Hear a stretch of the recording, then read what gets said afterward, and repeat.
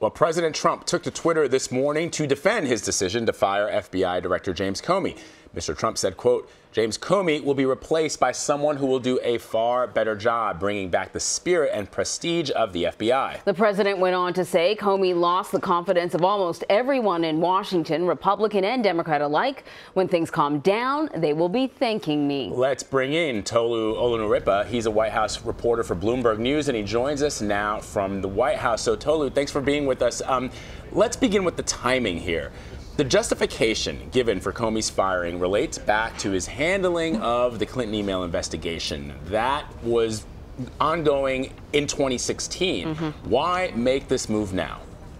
Yeah, the White House is saying that they received a report, a letter from the Deputy Attorney General who oversees Comey at the Justice Department, and that report came out yesterday. That Deputy Attorney General was approved and confirmed just a couple of weeks ago, and he did this review of what Comey had been doing back in 2016. He sent a letter to the White House, and that letter came across to the president yesterday, and the White House is saying that the president took quick and decisive action to fire Comey the same day that he got this letter. The timing has raised some questions on Capitol Hill about why this is happening now, given the fact that the president praised a lot of the things that Comey was doing back in 2016 when he was on the campaign trail, when he was a candidate. So there are going to be a number of questions about the timing. Senators and Congress members are going to want to know more about why the White House did what it did when it did it. Yeah, to that point that you just brought up, I think a lot of people remember the president on the campaign trail talking about what a great job Director Comey had done and how it took, sort of great bravery to come out like that. Is the White House offering any explanation for what appears to be an about-face?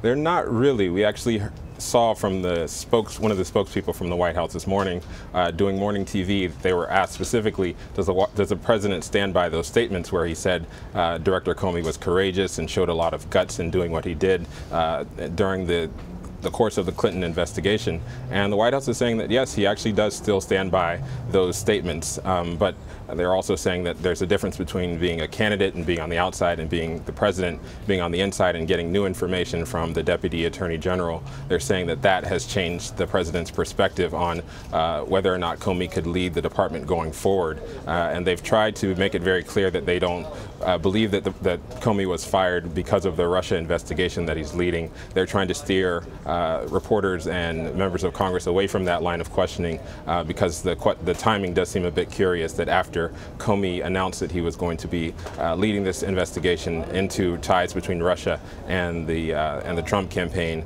he was fired just a few weeks later. And Tolu, it's interesting because it's been reported that the timing was such a surprise, not just to you, those of you who follow the White House press corps, but also members of President Trump's staff as well, who for 3 hours, I watched CBSN, I watched cable news, and I didn't see one person from the White House or the any Trump surrogate making a case for the president, according to Politico. Then there was a quick series of meetings, and their talking points came out specifically to target Chuck Schumer and other Democrats who had called for Comey to be fired in the wake of the October surprise. Now, lawmakers on both sides of the aisle are calling for this independent investigator to be named. Do you think that those calls will be met? Yeah, it's an interesting question. It's clear that the White House was not ready for this type of backlash. They originally were not going to provide any additional explanation.